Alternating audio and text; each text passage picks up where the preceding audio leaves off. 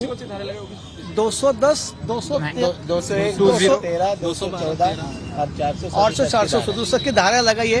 ये धाराएं ये गुनाह में लगती नहीं है और इसीलिए जो भारतीय सर्वोच्च न्यायालय के न्याय निर्णय है, बम्बई उच्चतम न्यायालय के निर्णय है, इसके ऊपर बहस की गई कि ये कलम लगते हैं या नहीं, इसके ऊपर आर्गुमेंट हुए। दूसरी बात ये हुई कि जो आर्गुमेंट्स कस्टडी के लिए हुए उसके लिए जो सीसीटीवी, मोबाइल रजिस्टर्स, इसके लिए ये अक्यूज की कस्टडी की रिक्वायरमेंट नहीं है। अक्यूज पे एलिगेशंस क्या किया गया है आयोग के द्वारा? एलिगेशंस क्या किया गया है पुलिस के साथ जो इन्वेस्टिगेशन कर रहे हैं? नहीं कि सैंपल्स का एक एलिगेशन है। दूसरा यही है कि ये जो हॉस्पिटल्स में सैंपल दिए गए हैं इसके ऊपर तहकीकात जारी है। सर आपने क्या फिर अपने डिफेंस में कहा? और नहीं, कोर्ट ने हमने मेरिट पे आर्गुमेंट्स नहीं किया, सिर्फ कस्टोडियल इंट्रोगेशन पे आर्ग्यू किया है। कोर्ट ने फिर कहा और अभी ऑर्डर 30 तारीख तक पीसीआर दिया है। 30 तारीख तक मेरिट पे टच नहीं कर सकते क्योंकि अभी कस्टडी देना है या नहीं, यही पॉइंट है। सर आप बोलिए। सावंत सर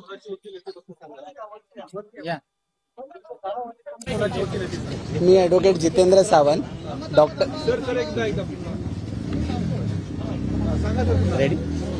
मी ॲडव्होकेट जितेंद्र सावंत, मी आणि माझे सिनियर ॲडव्होकेट सुधीर शाह यांनी डॉक्टर अजय तावरे यांना रिप्रेझेंट करत होतो।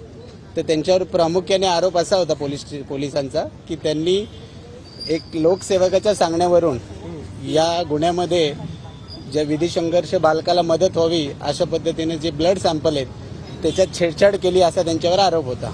त्या आरोपाखाली काल त्यांना पोलिसांनी ताब्यात घेतलं आणि रात्री त्यांना उशिरा अटक दाखवली। आज त्यांना हजर करत असताना पोलिसांनी सांगितलं होतं त्यांच्या पोलीस कस्टडीच्या कारणांमध्ये प्रामुख्याने की त्यांनी हे कोणाच्या सांगण्यावरून केलेलं आहे, तसेच ससून हॉस्पिटलचे काही सीसीटीव्ही फुटेज आहेत ते त्यांना जप्त करायचे होते आणि त्यात त्यांचा सहभाग काय आहे, किती आहे हे सगळं निष्पन्न करायचं होतं।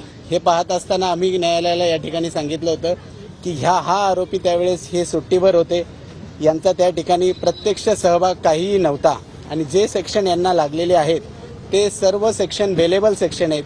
बेलेबल सेक्शनमध्ये न्यायालयाला पीसी देता येत नाही, पोलिसांना पीसी घेता येत नाही आणि ज्या सेक्शनमध्ये बेलेबल आहे त्या आरोपींना त्याच दिवशी जामीन द्यावा लागतो। परंतु पोलिसांनी रिमांड रिपोर्टमध्ये जाणून बुजून या ठिकाणी 467 कलम फोर्जरीचं कलम लावलेले आणि ते गृहीत धरून न्यायालयाने आज पोलिसांचे आणि आमचा आर्ग्युमेंट धरून 30 तारखेपर्यंत या प्रकरणात पोलीस कस्टडी ग्रांट केलेली आहे।